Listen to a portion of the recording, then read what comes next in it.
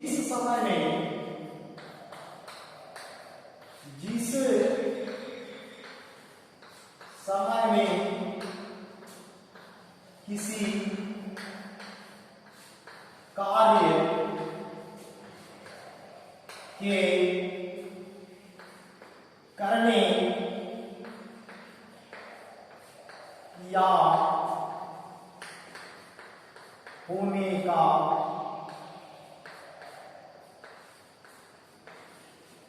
बोध हो उसे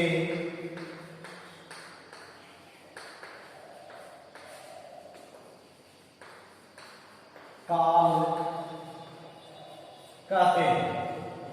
जिस समय में किसी कार्य के करने या होने का बोध हो उसे काल कहते हैं। अब इस आधार पे काल को तीन वर्गों में बांटा गया। पहला भूतकाल, दूसरा वर्तमान काल,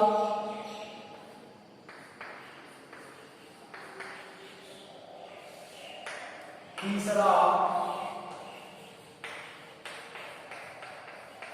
भविष्य काल।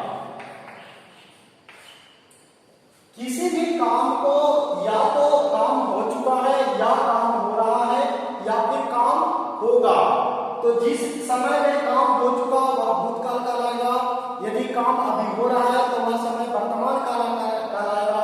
और यदि काम होगा आने वाले समय में वो काम संपादित होंगे तो ऐसे काल को भविष्य काल कहेंगे। अब सबसे पहले हम चर्चा करने वाले हैं भूतकाल की बात करते हैं। तो भूतकाल को 6 वर्गों में बांटा गया है। पहला है सामान्य भूतकाल, दूसरा है आशंक भूतकाल,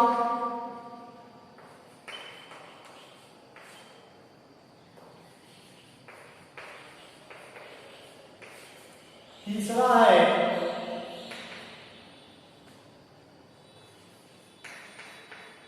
पूर्ण भूतकाल, चौथा है अपूर्ण भूतकाल,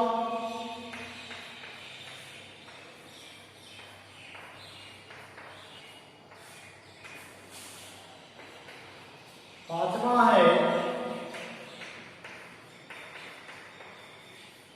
संदिग्ध भूतकाल और छठा है हेतु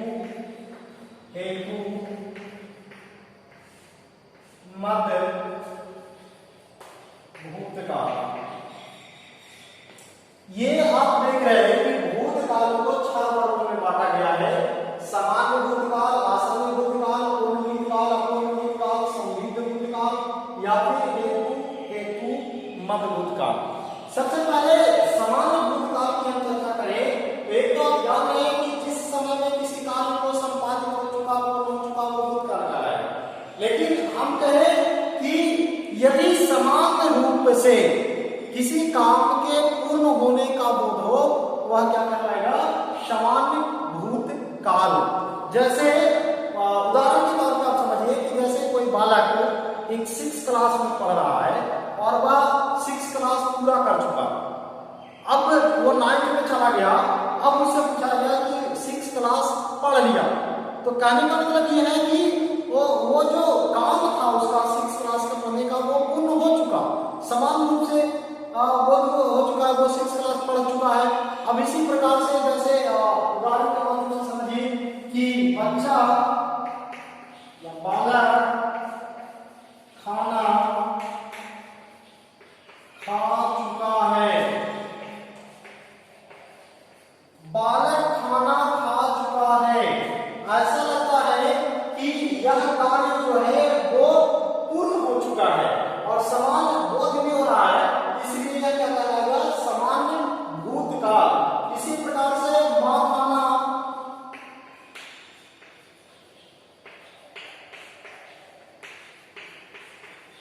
बना चुकी है, पिताजी ऑफिस से घर आ चुके हैं, ये जो क्रियाएं हैं ऐसा लगा समान रूप से पिछले समय में, पूर्व समय में ही ये क्रिया समाप्त हो चुकी है, ऐसे नहीं कह सकते कि ये समान भूतकाल है। इसी तरीके से जब हम बात करें आसन्न भूतकाल, तो आसन्न शब्द जो है, आसन्न का मतलब होता है जो करीब है, नजदीक है, अर्थात एक ऐसा समय जिसमें किसी कार्य तो हुआ लेकिन वो समय वर्तमान के काफी निकट है, वर्तमान के नजदीक समय में हुआ, ऐसे समय को हम लोग आसन्न भूतकाल कहेंगे। जैसे बालक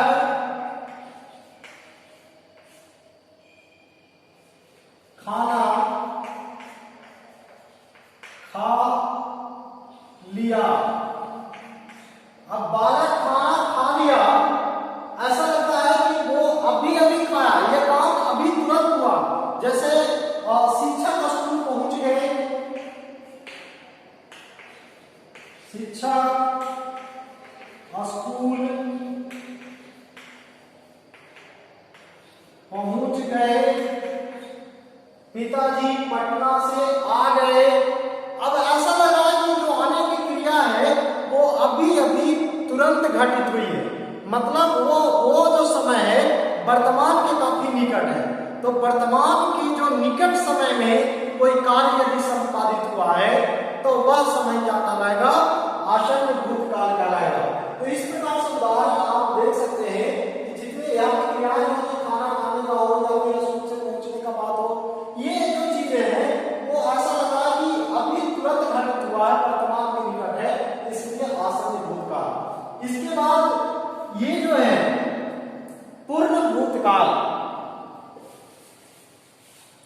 पूर्ण भूतकाल जैसा कि नाम से पता चल रहा है, पूर्ण मतलब पूरी तरीके से आपको आसानी से समझ में आ जाए कि वो काम घटित हो चुका है, किसी प्रकार का संदेह ना हो उसमें, तो उसको हम कह सकते हैं कि वो पूर्ण भूतकाल में है। जैसे एक उदाहरण हम लेते हैं कि राम ने रावण को मारा था। अब राम के द्वारा रावण की मारने की क्रिया बहुत लंबे समय, बहुत पीछे, बहुत पहले एक काम हो चुका, लेकिन आज भी हम कहते हैं कि राम ने रावण को मारा था, मतलब वो काम पूरी तरह से पिछले समय में ही निपट गया। तो जो लंबा अंतराल हो गया वर्तमान और भूत के बीच, एक बहुत बड़ा गैप, बहुत बड़ा डिफरेंस है दोनों टाइम में, तो हम कह सकते हैं कि वह पूर्ण भूतकाल में घटित हुई है। जैसे यहाँ पर लिखते हैं कि राम ने रावण को मारा था। अब राम ने रावण को मारा था, बहुत पहले समय एक क्रिया घटित हो चुकी, ऐसा हम कह सकते हैं कि यह क्या है? पूर्ण भूतकाल में यह कार्य संपादित हुई है। जैसे अभी इस तरीके से उदाहरण ले सकते हैं कि कोई एक विद्यार्थी जो 10th क्लास का विद्यार्थी है और उसको कोई कहता है कि तुम 6th क्लास पढ़ लिया था या 6th क्लास पढ़ा था, तो ये जो 10th क्लास और 6th क्लास जो गैपिंग है, एक बहुत बड़ा गैप है, 7, 8, 9 कई सारे साल का गैपिंग है।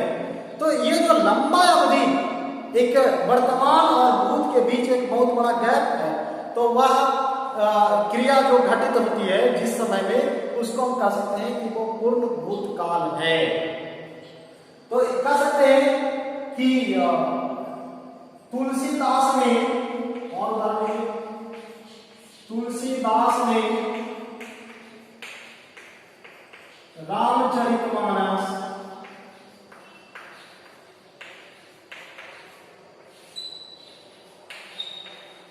लिखा था। लिखने की क्रिया बहुत पहले हो गई, काफी अरसे हो गए, काफी बरस हो गए। तो जो काम वर्तमान में, बार बार कर रहा हूं कि वर्तमान और भूत के बीच एक बहुत बड़ा गैप है, तो ऐसे समय में घटित होने वाली क्रिया क्या कहलाएगी? पूर्ण भूतकाल कहलाएगी। अब इसके बाद हम आगे बढ़े तो अगला जो भेद है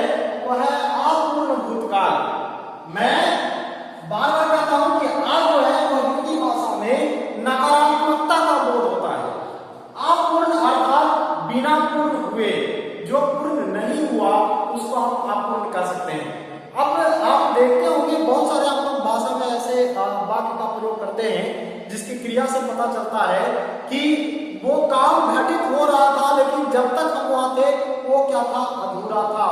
जैसे मान लीजिए कि कोई व्यक्ति किसी नेता के, मान लीजिए प्रधानमंत्री के रैली में वो जाता है और रैली संबोधित हो रहा है, प्रधानमंत्री जी भाषण दे रहे हैं और देने के क्रम में ही उसके पास समय नहीं है, या जो कह लीजिए वो बीच समय में ही चला आता है वहां से, यानी पूरी भाषा वो नहीं सुनता है, वो भाषण के बीच में ही वो अपने घर चला आता है और वह आकर के किसी दूसरे को बताता है कि प्रधानमंत्री जी भाषण दे रहे थे। भाषण दे, ध्यान दीजिएगा, क्रिया में रूप से ध्यान देना, भाषण दे रहे थे प्रधानमंत्री,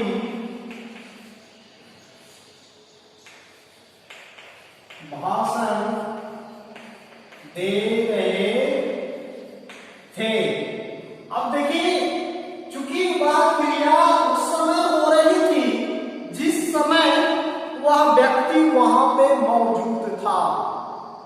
इसका मतलब ये नहीं कि वो काम अभी भी समाप्त है, इसका मतलब ये है कि जिस समय वो व्यक्ति उस सभा में मौजूद था उस समय तक प्रधानमंत्री जी भाषण दे रहे थे। अब ये क्रिया के ऊपर ध्यान देंगे, भाषण देना।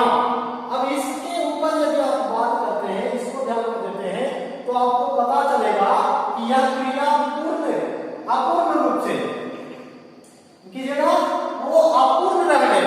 जिस समय वो व्यक्ति वहां सभा में मौजूद था, अब वह चला आया, मतलब वहां मौजूद था, वह क्रिया अपूर्ण थी, वह पूर्ण नहीं हो चुकी थी, इसलिए हम कह सकते हैं कि अपूर्ण भूतकाल है। जैसे मां खाना बना रही थी। अब मां खाना बना रही थी, एक विद्यार्थी जो स्कूल आता है, आने के पहले जब वो घर पर था, उसकी मां क्या काम कर रही थी, खाना बनाने का काम कर रही थी। लेकिन वो बालक जब तक वो घर में था तब तक वो मां उस काम को कर रही थी, लेकिन इसका मतलब ये नहीं कि वो बालक अब स्कूल आ गया और फिर भी उसकी मां खाना बना रही। इतना तय है कि वो काम समाप्त हो चुका था, लेकिन वहां जब तक वो बालक था तब तक वो काम अधूरा था। इसलिए हम कह सकते हैं कि ये जो क्रियाएं बन रही है वो किस समय में घटित हो रही है, अपूर्ण भूत काल में, क्योंकि वो उस समय पूर्ण नहीं हुई थी जिस समय वो वहां था। तो इस तरीके की जो बात आती है, ऐसे में हम कह सकते हैं कि अपूर्ण भूतकाल होगा। इसके बाद अगला जो बात करें तो है संदिग्ध भूतकाल। संदिग्ध का मतलब होता है शंका, संशय, संदेह। तो जिस क्रिया से पता चले कि काम तो हो गया या काम होने की संभावना हो, संदिग्ध हो, डाउट हो, संदेह हो, कि पता नहीं चले कि वो काम घटित हो भी गया या नहीं हो गया।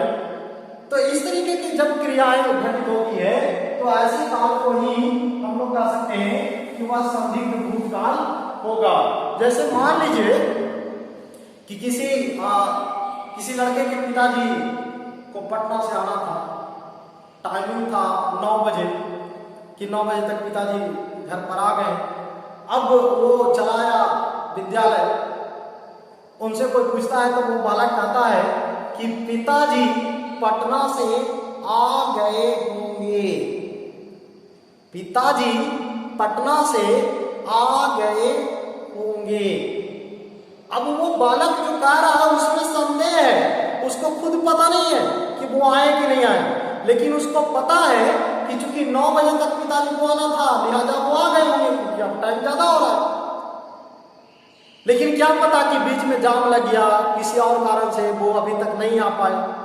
तो इस तरीके की जो बात होती है, शंका जाहिर होता है, संदेह होता है उस क्रिया होने में, तो ऐसे में क्या कहेंगे हम लोग कि वह संदिग्ध भूतकाल है। जैसे मां खाना बना रही होगी, मां खाना बना ली होगी, अब ये बालक है जो कहता है कि माँ खाना बना ली होगी, क्योंकि उसको पता है कि प्रतिदिन 9 से 10 बजे तक माँ खाना बना लेती है। अब समय ज्यादा हो गया, क्योंकि वो ये संभावना जाहिर कर रहा है कि माँ खाना बना ली होगी, लेकिन क्या पता बीच में ही गैस खत्म हो गया।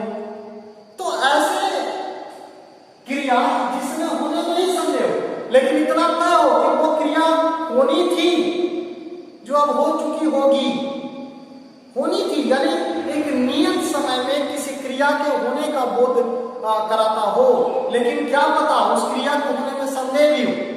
तो ऐसे जिस समय में इस प्रकार की क्रियाएं होती है, वह समय को संदिग्ध भूतकाल कह सकते हैं।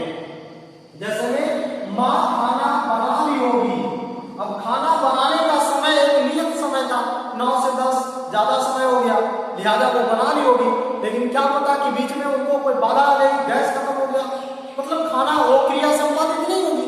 तो क्रिया को संपन्न होने में संदेह हो तो संदिग्ध कहलाएगा। और चूंकि वह क्रिया को होने का एक नियत समय था, जो समय वो बीत चुका है, ऐसे में क्या कहलाएगा? संदिग्ध भूतकाल कहलाएगा। अब जब हम बात करते हैं हेतु मत भूतकाल, अब हेतु का मतलब पहले समझिए। हेतु का मतलब होता है कारण। तो हेतु का मतलब कारण, अर्थात जिस काम के करने के पीछे कोई कारण जुड़ गया और वो काम एक पीछे वाले समय में, एक नियत समय में होने वाला था और वो समय बीत गया है, तो वह समय क्या कहलाएगा? हेतु मत भूतकाल कहलाएगा। जैसे उदाहरण से ही समझते हैं कि शिक्षक पढ़ाते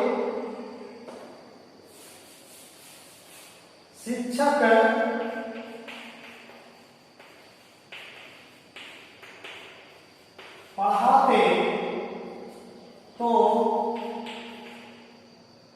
छात्र पास कर जाते। देखिए, अब ऐसे समझिएगा कि मैंने कहा कि हेतु का मतलब कारण, और ये कारण किसी ऐसे समय में बोध कराता हो जो समय अब बीत चुका है, वो समय लौट कर नहीं आएगा, वो समय में क्रिया को होना था जो क्रिया नहीं हुई, ऐसे में वो क्या कहलाएगा? हेतु मत भूतकाल। अब देखिए कि शिक्षक पढ़ाते तो छात्र पास हो जाते। पढ़ने का एक समय, निश्चित समय, अब जो समय निर्धारित किया गया था उसमें यदि शिक्षक नहीं पढ़ाए और अब वो समय बीत चुका, बच्चे क्या हुए? पास नहीं हुए। तो बच्चे का पास ना होना, छात्र का पास ना होना, कारण क्या बना? शिक्षक का ना पढ़ाना। तो एक क्रिया दूसरे क्रिया से प्रभावित है, एक क्रिया दूसरे क्रिया के होने और ना होने में प्रभावित करता है। तो ऐसी क्रिया यदि जिस समय में घटित होती है उसको काल को हम लोग हेतु मत भूतकाल कहते हैं। चूंकि वह समय बीत गया, उसका समय निकल गया, अब चाह करके भी कुछ नहीं होगा, तो ऐसे समय में घटित होने वाली क्रिया ही हेतु मत भूतकाल कहलाएगा। जिस समय में इस प्रकार की क्रियाएं घटित होगी वह हेतु मत भूतकाल कहलाएगा।